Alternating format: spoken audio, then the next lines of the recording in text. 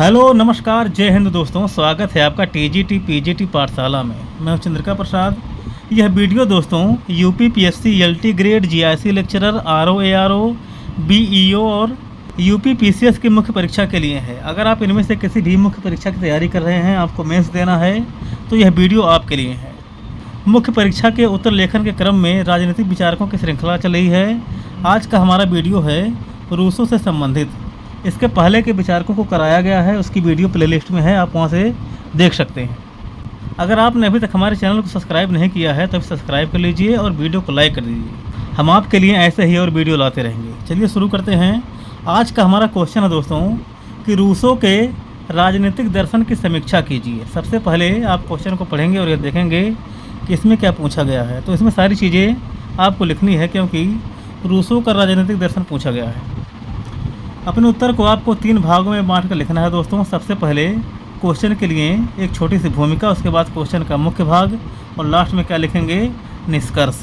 इसकी भूमिका में हमने लिखा है दोस्तों कि जीन जैक रूसो आधुनिक राजनीतिक चिंतन के ऐसे स्तंभ हैं जिन्होंने राज्य की उत्पत्ति को दैवी सिद्धांत से हटाकर जनता की इच्छा पर केंद्रित किया है।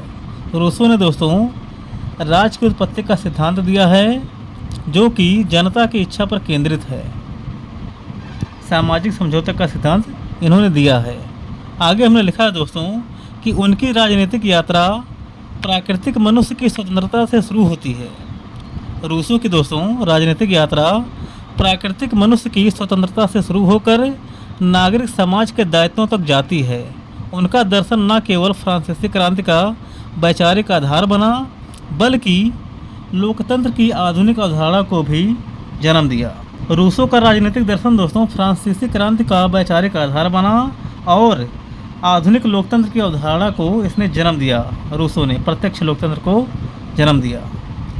इसकी भूमिका में आप इतनी बातें लिख सकते हैं। अब हम बढ़ते हैं क्वेश्चन के मुख्य भाग पर। सबसे पहले आएगा दोस्तों प्राकृतिक अवस्था। प्राकृतिक अवस्था में दोस्तों रूसों के अनुसार प्राकृतिक अवस्था में मनुष्य आदर्श बर्बर था। वह एकाकी, सुखी, संतुष्ट और मुक्त था दोस्तों, जबकि हाफ्स ने उसको झगड़ालू और दुष्ट माना है। दूसरा पॉइंट है दोस्तों निजी संपत्ति के उद्भव ने असमानता, संघर्ष और ईर्ष्या को जन्म दिया।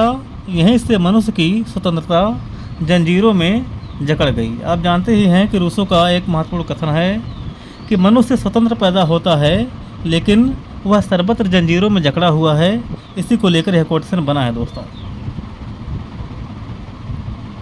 प्राकृतिक अवस्था में दोस्तों मनुष्य स्वतंत्र था, एकाकी, सुखी, संतुष्ट और मुक्त था, लेकिन निजी संपत्ति के उद्भव से, जब से निजी संपत्ति का उद्भव हुआ, उसकी वजह से असमानता, संघर्ष और ईर्ष्या को जन्म दिया निजी संपत्ति ने। यहीं से मनुष्य की स्वतंत्रता जो है जंजीरों में जकड़ गई। इतनी बातें आप प्राकृतिक अवस्था के बारे में लिख सकते हैं। अब हम बढ़ते हैं आगे सामाजिक समझौता के सिद्धांत पर। आप जानते ही हैं कि हाफ्स, लॉक और रूसो सामाजिक संविदावादी विचारक हैं। इसमें हमने लिखा है दोस्तों कि अव्यवस्था और असमानता से छुटकारा पाने के लिए मनुष्यों ने एक समझौते की आवश्यकता महसूस की। अव्यवस्था और असमानता से प्राकृतिक अवस्था में जिससे छुटकारा पाने के लिए लोगों ने सोचा कि चलो समझौता किया जाए। रूसों का समझौता जो है हाफ्स की तरह आत्मसमर्पण नहीं है। रूसों का समझौता हाफ्स की तरह आत्मसमर्पण वाला नहीं है और न ही लॉक की तरह न्यास के रूप में है। यह है प्रत्येक व्यक्ति का पूर्ण समर्पण समाज के प्रति है। रूसों का जो समझौता है, सामाजिक समझौता, वह है प्रत्येक व्यक्ति के द्वारा खुद को समाज के प्रति पूरी तरह से समर्पित कर दिया जाता है।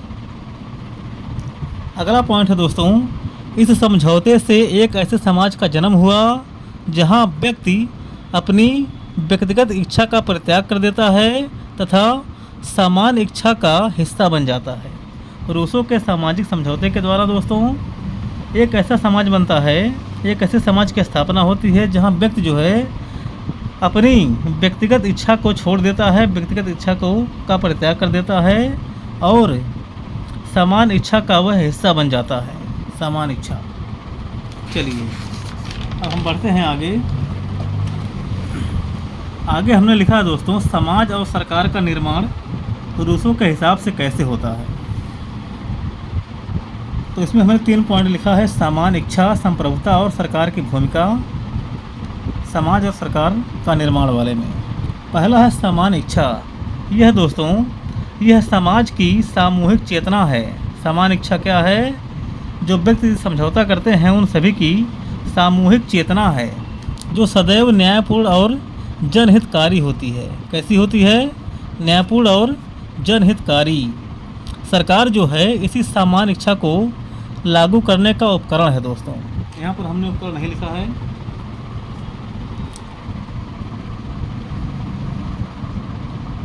सरकार क्या है? समान इच्छा को लागू करने का उपकरण है। चूँकि रूसों ने प्रत्यक्ष लोकतंत्र की स्थापना की थी, जहाँ पर व्यक्ति खुद कानून बनाते हैं और सरकार जो है कानून को लागू करती है। यह है समान इच्छा। दूसरा है संप्रभुता। संप्रभुता दोस्तों, रूसों के अनुसार संप्रभुता जनता में निवास करती है, जिसे हस्तांतरित नहीं किया जा सकता है। तीसरा है सरकार की भूमिका। रूसों के अनुसार दोस्तों, राज्य और सरकार अलग है। समाज यानी कि संप्रभुता,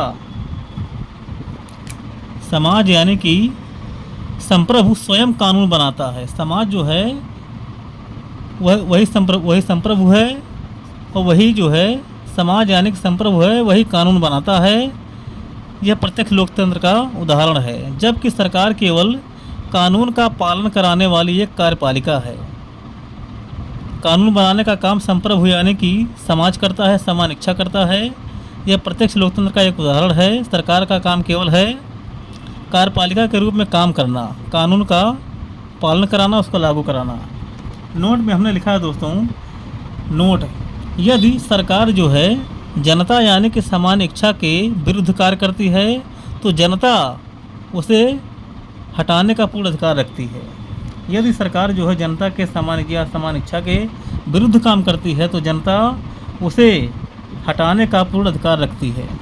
जनता को उसको हटाने का पूर्ण अधिकार है। आगे क्वेश्चन में पूछा गया है कि रूसों के राजनीतिक दर्शन की समीक्षा कीजिए। तो हम आते हैं समीक्षा पर। यह बहुत ही महत्वपूर्ण भाग है दोस्तों इस क्वेश्चन का। इसमें हमने सकारात्मक और नकारात्मक 2 पक्ष लिखा है। तो पहला है सकारात्मक पक्ष। रूसों के राजनीतिक दर्शन का सकारात्मक पक्ष है दोस्तों, पहला है लोकतंत्र का आधार। रूसों का राजनीतिक दर्शन दोस्तों लोकतंत्र का आधार बना। इसमें हमने लिखा है दोस्तों कि रूसों ने लोकप्रिय संप्रभुता का सिद्धांत देकर लोकतंत्र को अस्थायी आधार प्रदान किया। रूसों ने ही लोकतंत्र को आधार प्रदान किया था। अगला है स्वतंत्रता और समानता।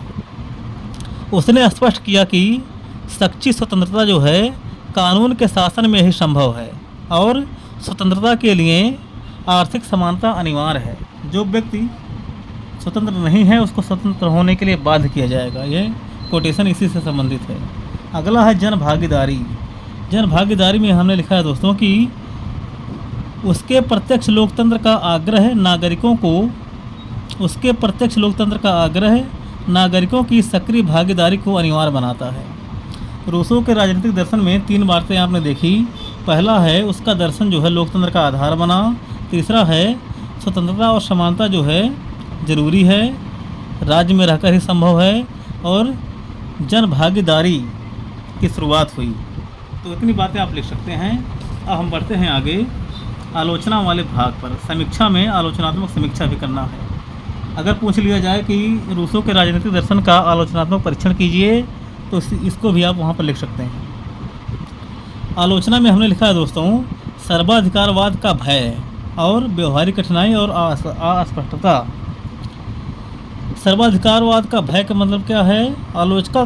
आलोचकों का तर्क है दोस्तों कि समान इच्छा को समझने का एकाधिकार किसे है। इसे तानाशाही के औचित्य के रूप में भी इस्तेमाल किया जा सकता है। सब कुछ राज्य में ही निहित है। इसको आलोचक मानते हैं कि यह सर्वाधिकार को बढ़ावा दे सकता है। अगला है व्यवहारिक कठिनाई। आधुनिक विशाल जनसंख्या वाले राज्यों में दोस्तों रूसों का जो प्रत्यक्ष लोकतंत्र है और समान इच्छा का जो सिद्धांत है उसको व्यवहारिक रूप में लाना कठिन है, ऐसा माना जाता है। यह इसकी आलोचना में आप लिख सकते हैं। अगला है अस्पष्टता। सामान्य इच्छा की परिभाषा काफ़ी दार्शनिक और अमूर्त है, जिसे व्यवहारिक राजनीति में लागू करना कठिन है। इतनी बातें आप इसकी आलोचना में लिख सकते हैं। अब हम बढ़ते हैं आगे निष्कर्ष पर। निष्कर्ष भी लिखना ज़रूरी है, तभी आपका उत्तर पूरा होगा। इसके निष्कर्ष में हमने लिखा है दोस्तों कि रूसो का दर्शन जो है मात्र सिद्धांत नहीं बल्कि लोकतंत्र और जन कल्याण का एक क्रांतिकारी आधार है। यद्यपि उसकी अवधारणा में कुछ सैद्धांतिक जटिलताएं भी हैं, फिर भी सामान्य इच्छा का विचार उन्हें आधुनिक शासन प्रणाली का एक अनिवार्य और नैतिक मानक मानता है। संक्षेप में रूसो ने राजनीति को सत्ता के दमन से मुक्त कर उसे नागरिक संप्रभुता के केंद्र में स्थापित किया। तो रूसो के राजनीतिक दर्शन के निष्कर्ष में इतनी बातें आप लिख सकते हैं। उम्मीद है कि यह वीडियो आपके समझ में आया होगा, यह क्वेश्चन आपके समझ में आया होगा। मिलते हैं जल्द ही अगली वीडियो में, तब तक के लिए जय हिंद।